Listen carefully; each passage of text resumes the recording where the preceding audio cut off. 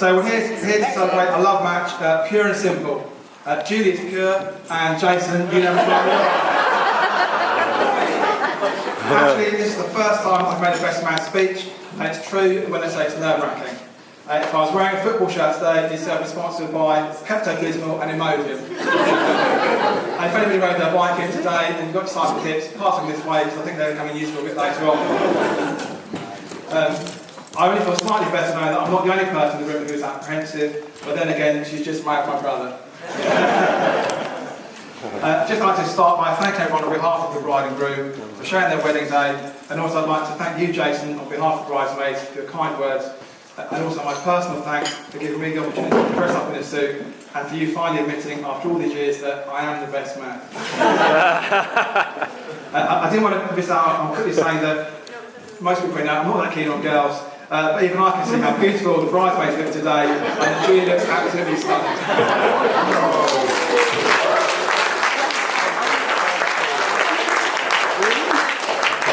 For those of you that don't know me, I'm Roger, I'm Jason's older brother. I'm not his oldest brother, that goes to Trevor, who's sitting over there. But I am 12 years older than Jason. You're supposed to take that for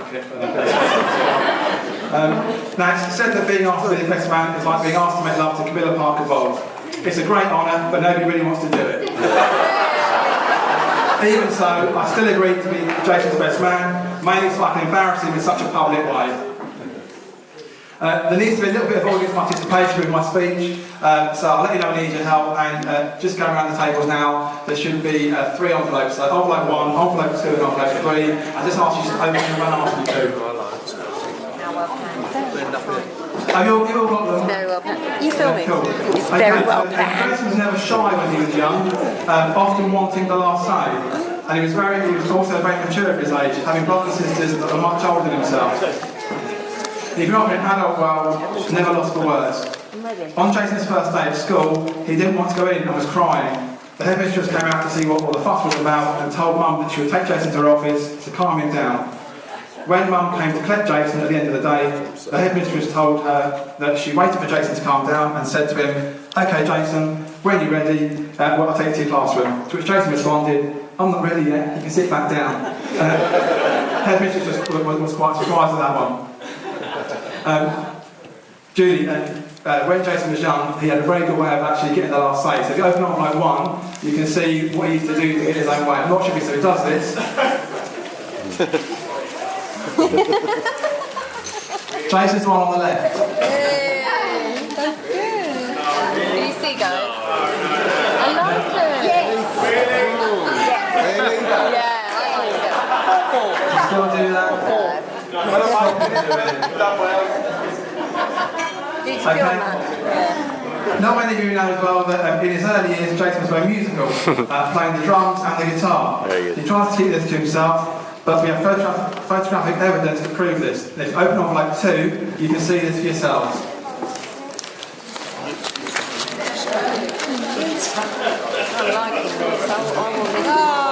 Oh my God, he's a cute kid.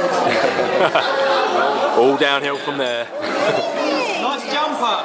Nice jumper! As you can see, Love you, Jay. as you can see, the Muppets play a big part in Jason's life.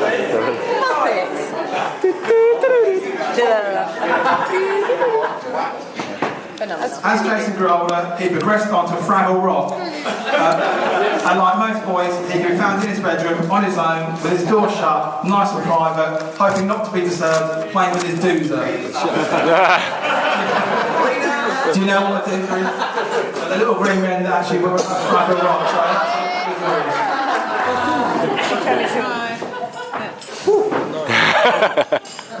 For me personally, I remember several things about the early days with Jason. Having a brother 12 years younger than myself meant I could go to the cinema, watch E.T., Toy Story, and watch TV programmes like Children of the Wheelies, He-Man, Jamie and the Magic Torch. You remember them, Jason?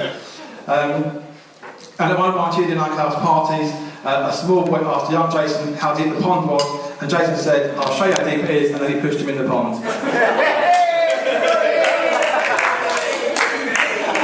As he grew up, Jason's first car was a brown Vauxhall Nova that for some reason always seemed to attract the wrong attention. We often wondered if he was royalty, as on many occasions he got a police escort home. And of course, along with Jason getting older, came the funny haircuts, and who would have thought that perms and curtains would be all the rage. And if you're looking on like 3...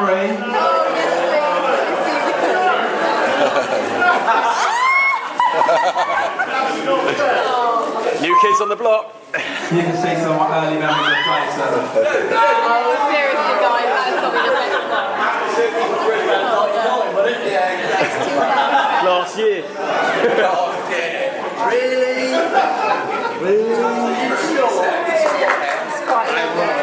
Shave mine off the style. Okay, Oh my God. before Julie, Jason's track record with girls wasn't great. He used to fall for the wrong girls and usually end up being a taxi for them just before being dumped. Knowing what a good guy he'd become, I always thought that he deserved better. One day, Jason started talking about this girl he met at an Alison Wyatt concert called Julie, not really wanting to tell us much about her. He then took her to see Mum and Dad, so we knew then it was getting serious. When I first met Julie, I knew that she was the girl for Jason. She was beautiful, bubbly, caring, she clearly loved Jason, and most importantly, she laughed at my jokes. That's been blowing. One of the earliest memories I have of Jason and Julie together was when we all went to a barbecue at Lorraine at Jason's sister's house, and one of us said that we had seen some bats flying high in the trees. Julie immediately got very serious and said, I bet one of those bats stuck in my hair, because bats are really sticky. Who told her that? The bats were sticky. Someone's obviously told her that. We all then had this vision of Julie running around the garden screaming with a bat stuck to her head, like in Scooby-Doo. We explained to her that she would probably be okay and that she didn't need to go indoors to escape the sticky bats. I'll always remember how good Julie was with our dad when he was so ill, and how she fit in with our family immediately and how we loved her straight away. I'm delighted that 7 years down the line we are here today. Jason, that decision you made to marry Julie is a good one. Jason, you've got someone who's beautiful, charming, intelligent, funny, loving and caring. And Julie, you've got Jason.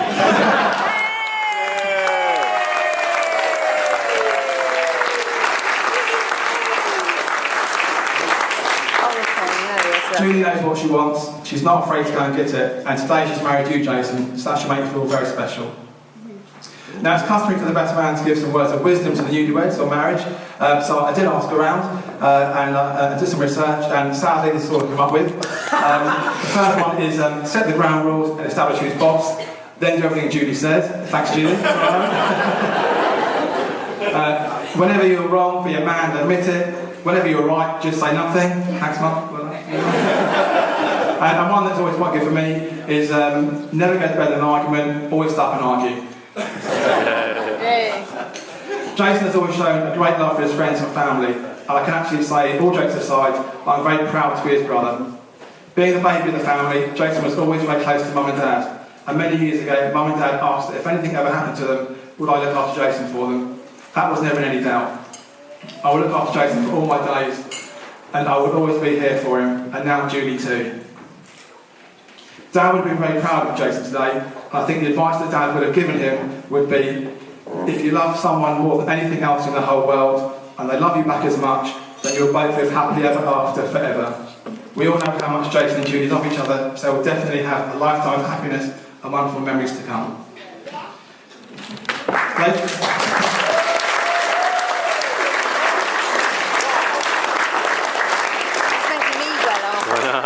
And that's it, ladies and gentlemen. Please raise your glasses to the bride and groom. Bride and groom. Over to Matt. Are you ready, Jason? Oh, that's really nice. Oh my God. Wow. Good speech, good speech. Very good speech. Have to be on stage by your partner in crime. Okay. But fornication. Classic. Sorry. Is that it? For an occasion. I'd like to thank you all for coming to celebrate the marriage of Jay and Jude. I'd especially like to thank the ladies amongst us, as this must be the longest you've ever been separated from your copies of 50 Shades of Grey. Very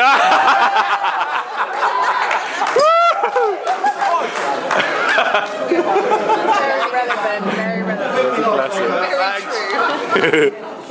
True though. Emergency backup copy something. Paramedics are on standby. I'd like to echo Dave, Jay's and Roger's thanks to the mothers, bridesmaids and ushers for helping making this a great wedding it's been. It's been a fantastic day and it wouldn't have been the same without your hard work, help and support. I'd also like to thank Julie for not changing her mind and turning up today, because without her, the speeches might have been a bit awkward. I'd like to start by complimenting our beautiful bride. I can all agree that Julie looks absolutely stunning today. Yeah. Oh, yeah.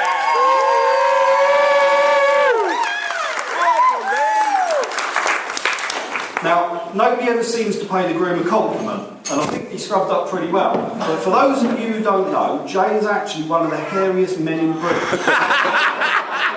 With that in mind, I'd like to thank the staff at Marwell Zoo's Dude, you are hairy, mate. I'm telling they're helping get you ready for today.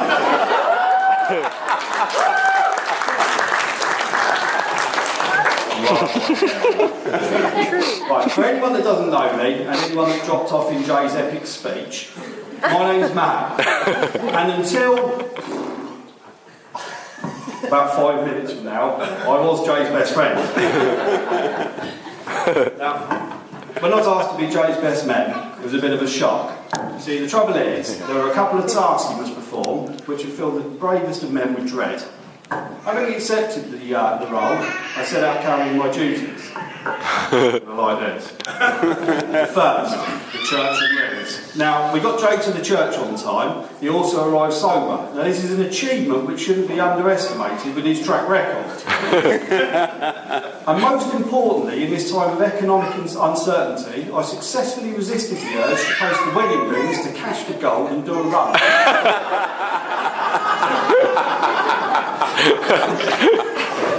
Now, the second, angry ex-girlfriends. I need to ensure that no ex-girlfriends turn up unannounced and try and spoil the bride and groom's special day. Now, this turned out not to be such a horrific task as a 2010 outbreak of swine flu. Sorry, this was coming. So most of Jay's exes quarantined. Very few have been seen since. I'm actually crying. Finally, the speech. I've been asked here today to praise Jay, not to bury him. However, the vote was very close. Jay's been very lucky. Most of the stories about him incriminate me as well, and therefore have been excluded. However, an uncensored version will be available in the bar after the watershed. So, not having a witty story, I decided to look up Jay's date of birth on the internet to see what momentous occasions took place on his birthday. Unfortunately, nothing seemed to happen. But the midwives at St Richard's Hospital still refer to the 13th of November as Ugly Thursday.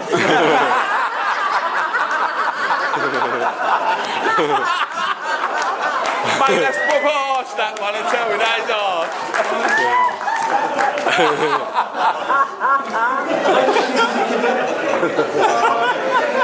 I don't know if this is a coincidence or not, but 2 weeks after Jay was born, family planning was finally made available.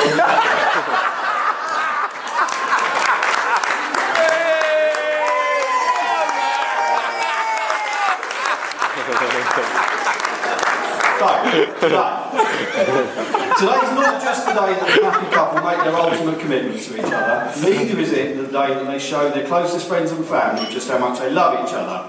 Today is also the day that Jay finally gets the recognition he deserves for punching well above his weight.